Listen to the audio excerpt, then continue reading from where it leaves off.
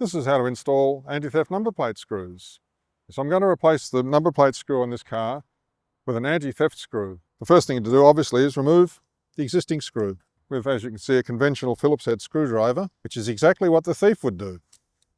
Next thing to do is to match this screw with a one-way screw. These are available from hardware stores and auto parts specialty stores, and they are in fact also available from some stores in black.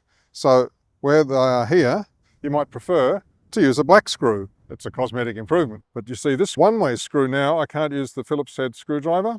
I will now use a flat-bladed screwdriver. They're only possible to screw in and not to unscrew with a conventional screwdriver. And that is done. You see, I can't unscrew that, and yet it's tight. So now I'm a thief with a conventional screwdriver. Oh no, I can't unscrew this screw. It is a one-way screw.